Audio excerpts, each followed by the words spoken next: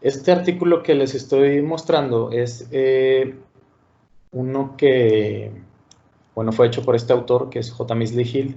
Si ven las referencias de esta fase, hay varios artículos de él, porque de hecho él es el que pone el primer antecedente de la relación de la obesidad del tejido adiposo con la inflamación.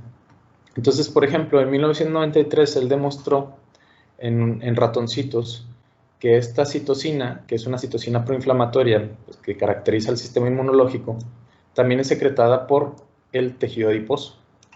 Entonces, después él estableció también la resistencia a la insulina por la obesidad.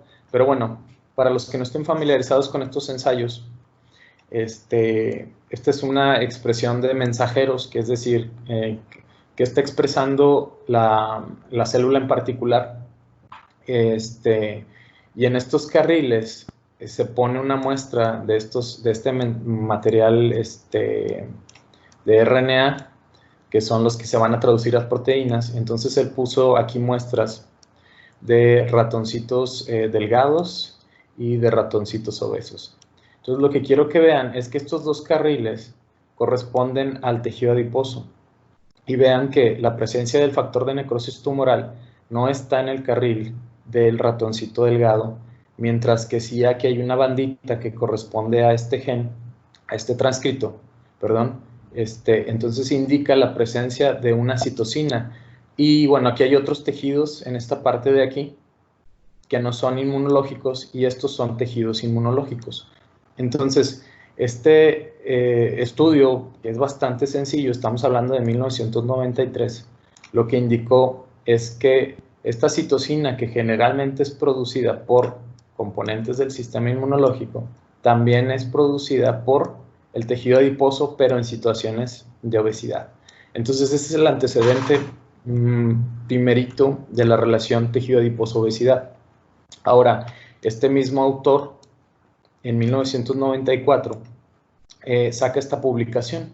Les voy a explicar este experimento. Aquí lo que él está midiendo son los niveles de el transportador de la glucosa, que es la forma en la cual nuestras células, que son sensibles a la insulina, pues se van a alimentar de los azúcares. Porque hasta el momento en que los transportadores glucoato están activos aquí en la membrana, hasta entonces es cuando los niveles de glucosa en sangre bajan, porque la glucosa entra a nuestras células y luego es fosforilada y ya no puede salir. Entonces esto es, digamos, que una forma de nutrición celular y es dependiente de la insulina.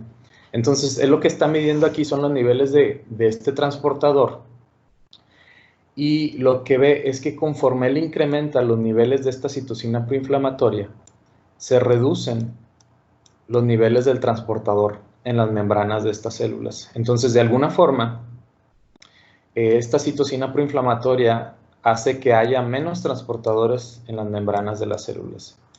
Y en este estudio, en el mismo artículo, él muestra este otro experimento en donde mide los niveles de fosforilación del receptor de la insulina, que sería esta barrita aquí en sólida negra, y del sustrato del receptor de la insulina, que estos dos pues son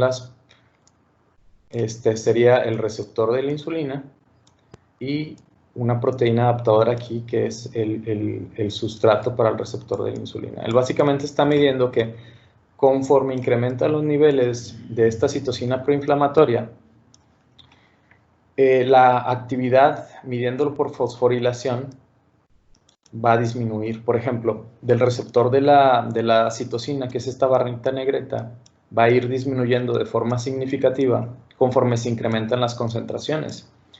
Y de este sustrato se disminuyen todavía más. Entonces, de alguna forma, la presencia o el incremento del factor de necrosis tumoral en los ratoncitos con obesidad, porque solamente se produce en la grasa de los ratoncitos obesos, disminuye los niveles de la forma en que cómo se van a transportar los azúcares y también de la señalización.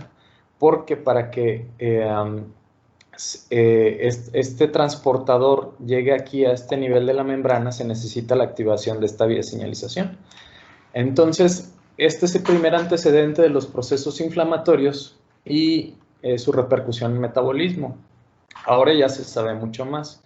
Esos artículos eran de 1993 y 94.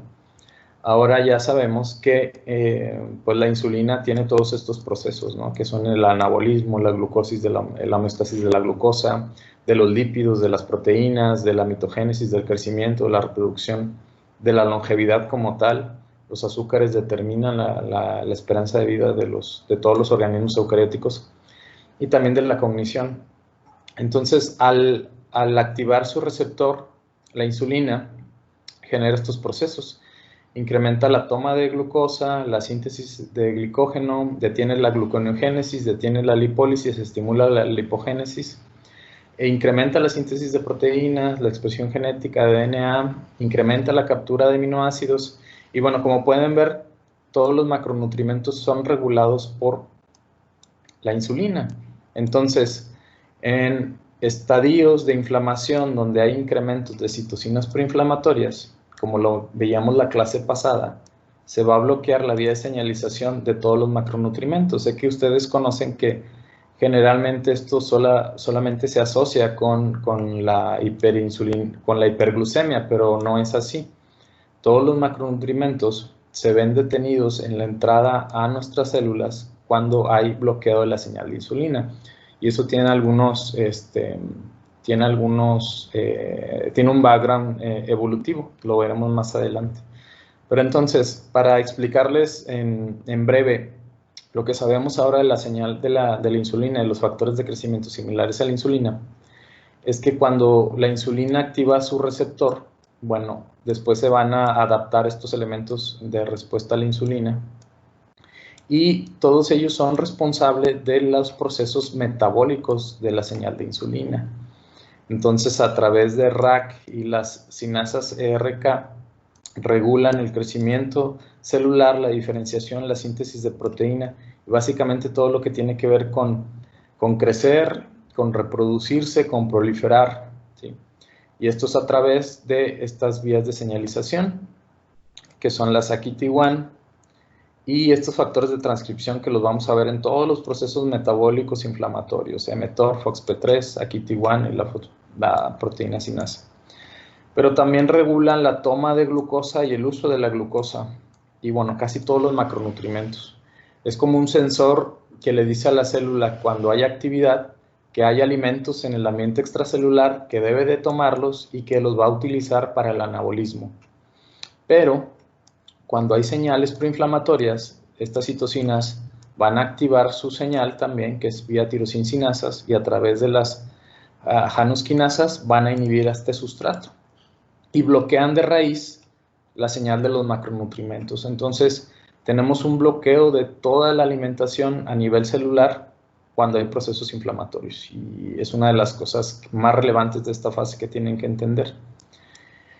Bueno, pero lo veremos más adelante. Les voy a compartir este artículo, que es Obesidad e Inflamación, es un artículo de 2017, en donde se resumen muchas cuestiones de obesidad e inflamación.